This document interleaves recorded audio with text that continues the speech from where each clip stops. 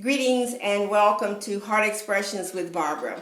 And I have as my special guest today, Barbara Dean Franklin. Hey, Barb. Hey, how are you? Wonderful, wonderful, wonderful. Oh, it's so good to have you on the show. Thank you for having me. You're really. so busy and such a celebrity. You know, it's kind of hard to get people that are doing so many wonderful things on the show. So I'm glad you could be on the show today. I'm really honored to be here, though. Seriously, thank you so much for having me. Oh, you're perfectly welcome. Barbara has her own show. It's called the Barbara Dean Franklin Show, and she's with WIGN TV. And so she's live. So when you're live, that means you just Flow. You just flow. You just flow. You just flow. Yeah. So tell me, how long have you been doing the Barbara Dean Franklin Show, and what are your purposes and your goals in doing the show?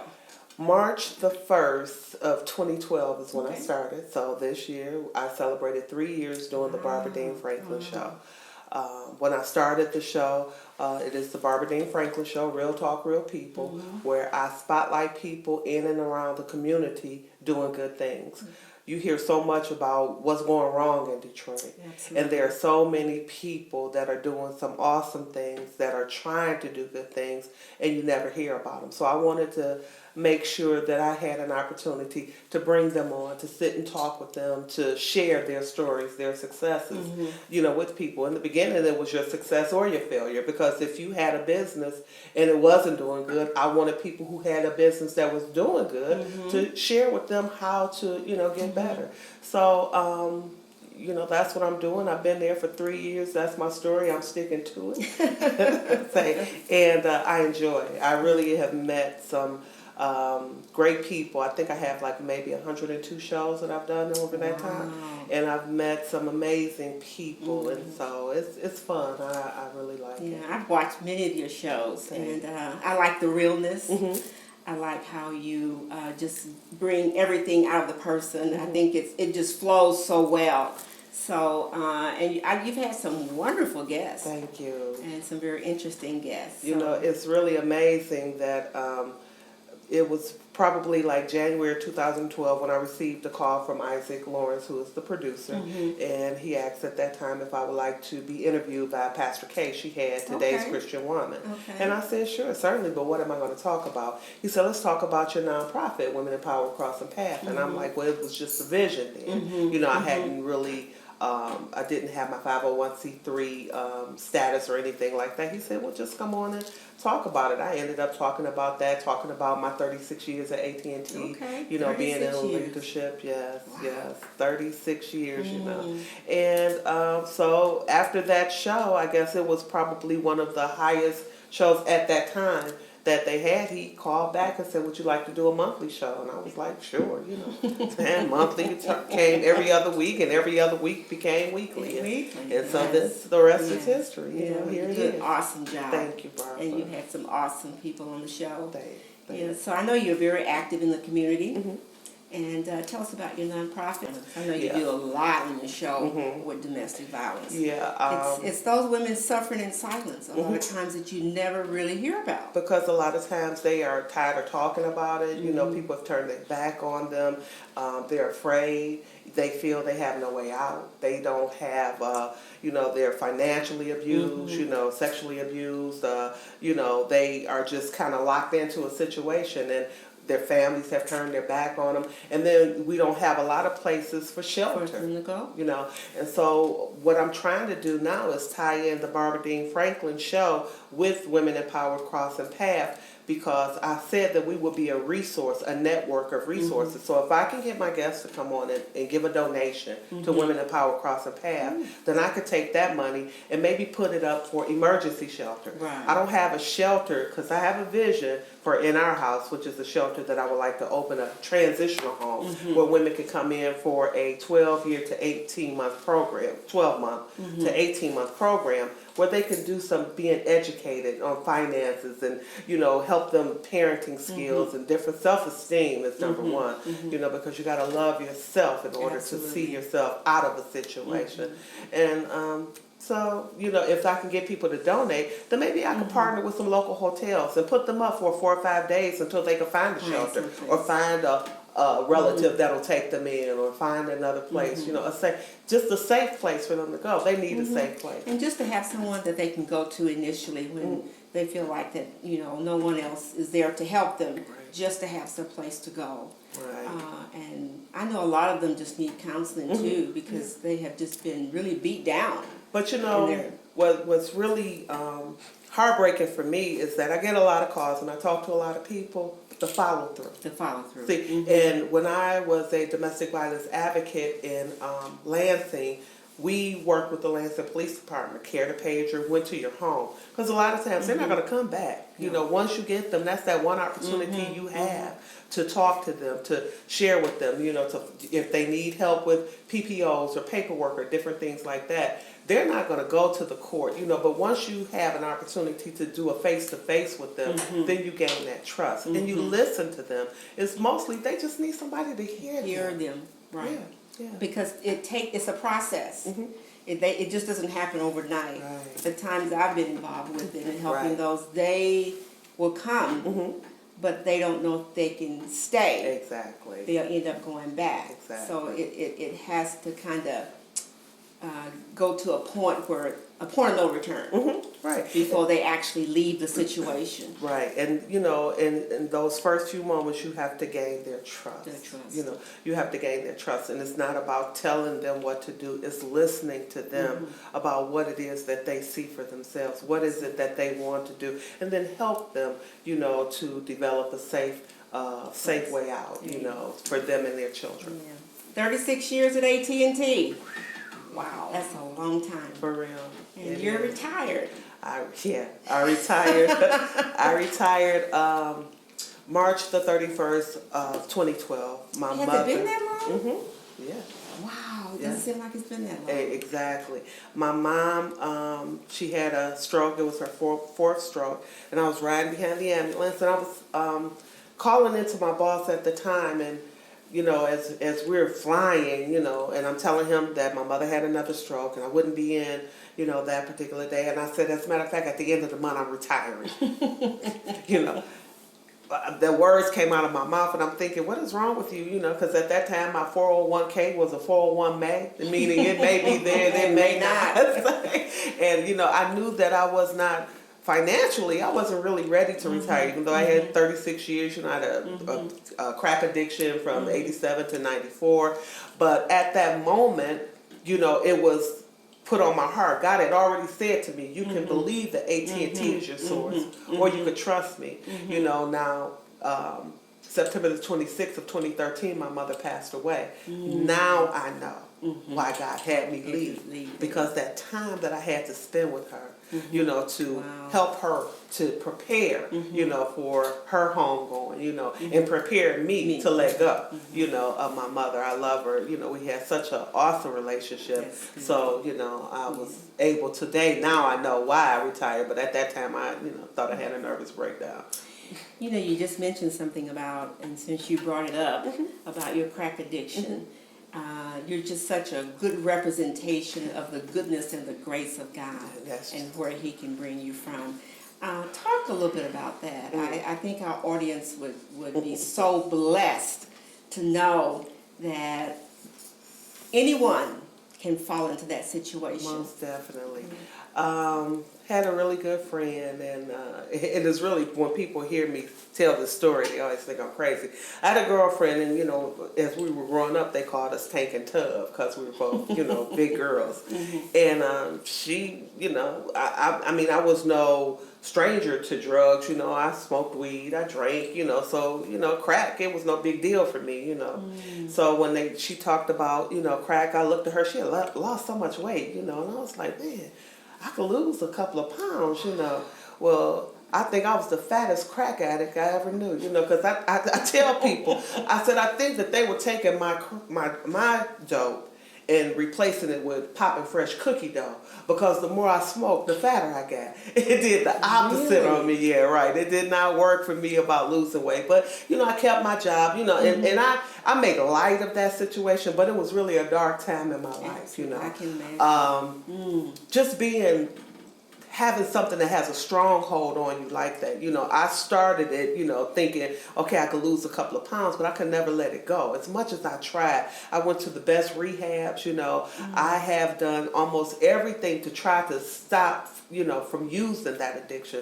But God delivered me on my living room floor, December the 23rd of 1994. I've never smoked crack again. But there were many times that I picked up and stopped and picked up and stopped. So this is what keeps me going. I know that I can do all things if I just trust God. He'll bring you out. Not when you want to, not when you think it's best for you, but when He is ready to give you a message. And that day, He told me, you have a ministry for abused women and children.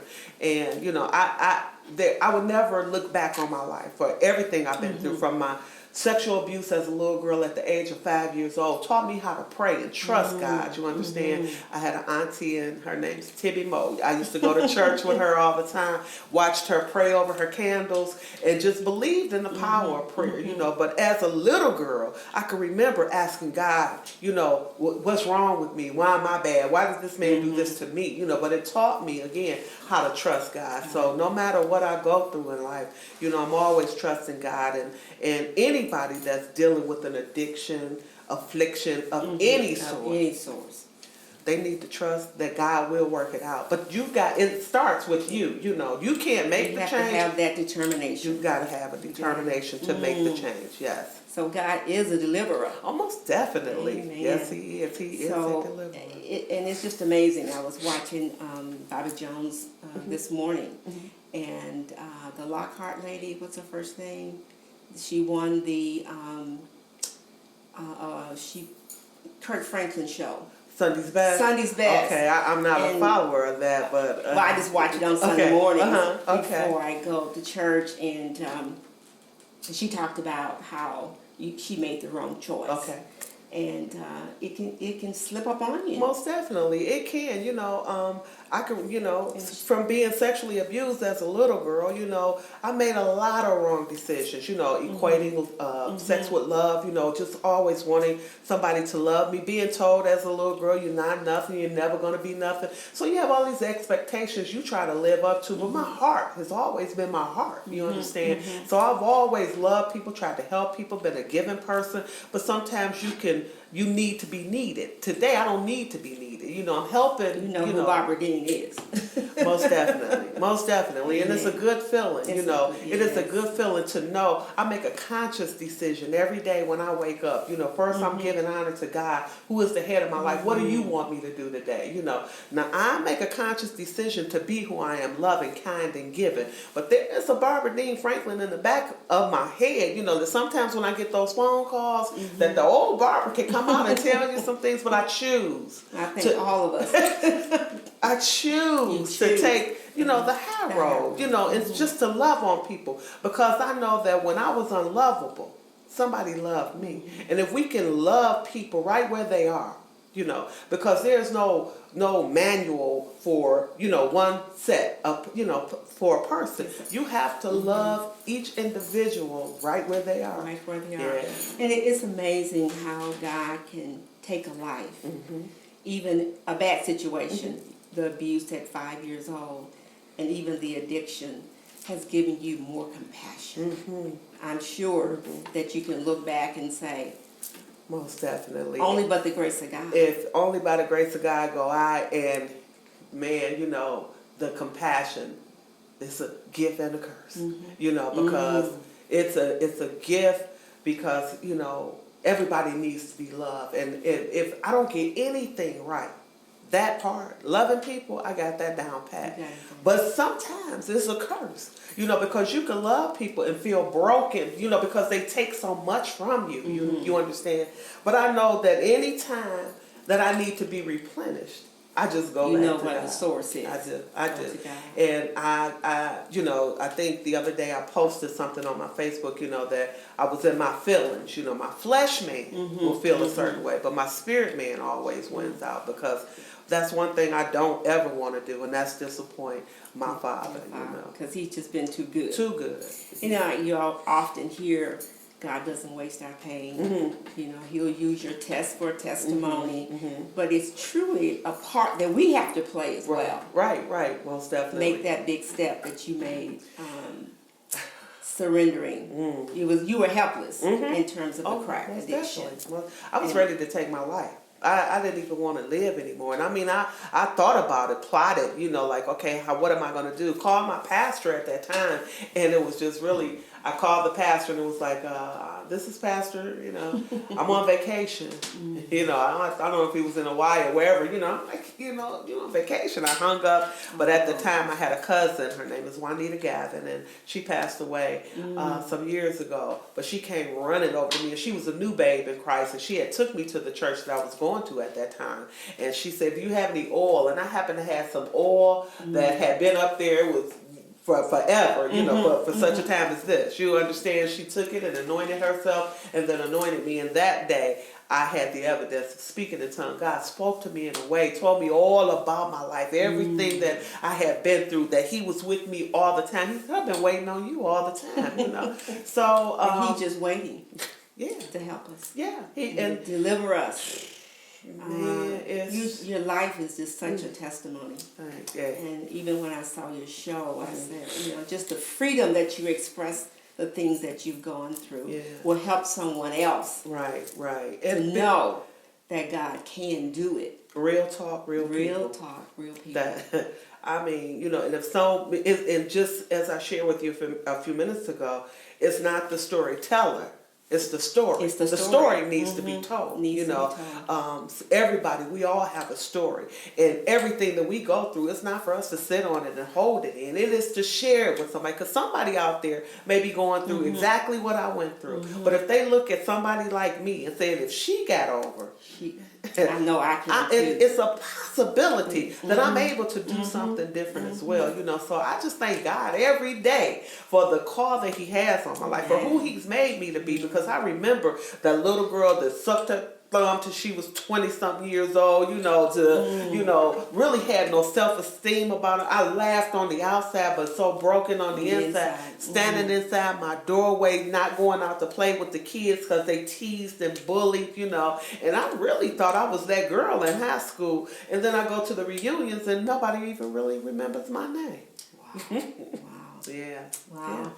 You know, I'm just finished the book, thank God, and one of the things that I shared in the book is the Lord allowed my husband to go in 2009. He passed away, and I can truly say that I know God better today. Okay. Now, I have a dialogue with God, and we just talk, and I'm saying, well, God, did it take you to take my husband for me to get to the point that I can truly trust you and believe that you will do all things that you said you was going to do, and He's proven that.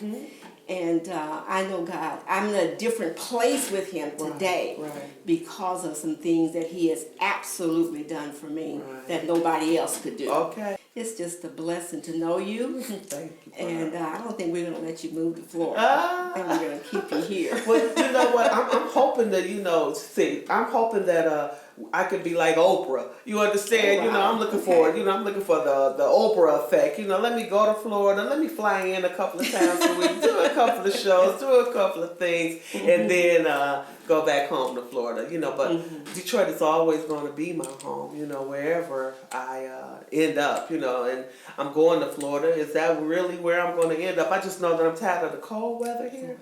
I love Detroit, but I think it's time for me to, move on. Prayed about it. I prayed about this. I talked about it since 2012. It was either Florida or North Carolina. Said that on the day that Pastor Kareem interviewed me.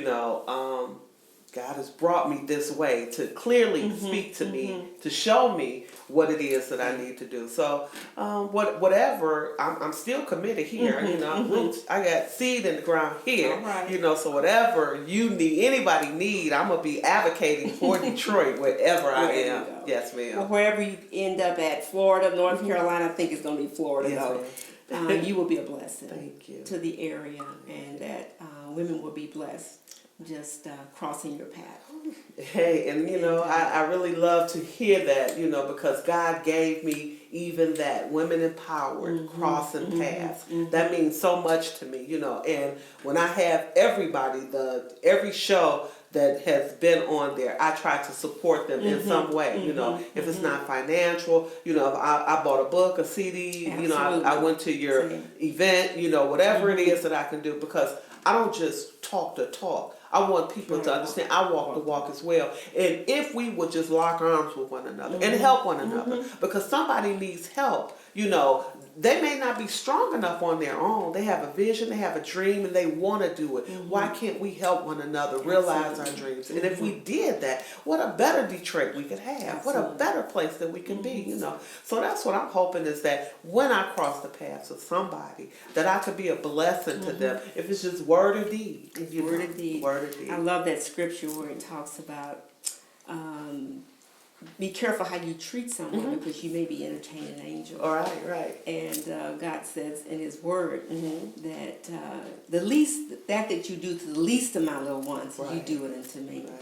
So we don't have an excuse. Right, exactly. We have to treat God's people right. I love that. You definitely crossing your path. Right. I love crossing that. Path. Crossing when you just talked about that scripture, and I have a very sense of humor, because my daughter, she says, Mama, you have to, and I can't remember how she said, but you got to be very careful, because the feet you stepped on may be the behind you have to kiss, or something she says to me like that, so, and it's like, when she said it to me, I'm like, okay, you got to be very careful about the way you treat people, because you never know. When you have to cross, back over with them, ask for help.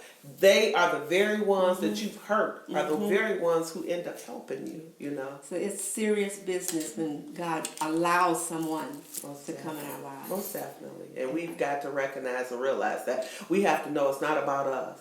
It's really not about us. It's really not about us, but it's about the will of God. And when God puts something before you, there's a purpose and a plan.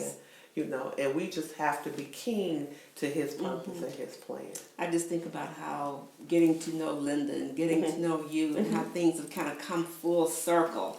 I'm like, God, you do know what you're doing. Okay. But God. And if we just stay out of His business, He'll take care of His business. And He always And we will does. fall in line with what His purpose is Always for us. So. And the whole thing is this, you have something to do.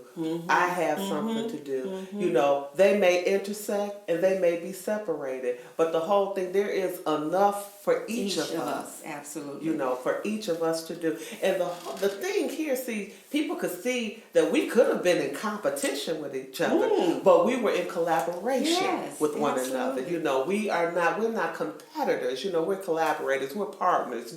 How can I help you? How can you help me? And there's enough work out there for us to get busy doing what He has called us to do. If we realize that, if we would just realize that, God is calling some women to come together to build up the nation. You understand? That He needs us standing up, not bickering, not backstabbing, not being phony or in competition. Exactly. But helping one another, because we make the difference. We gather the call. We tell people. Now, we may not be able to build the house.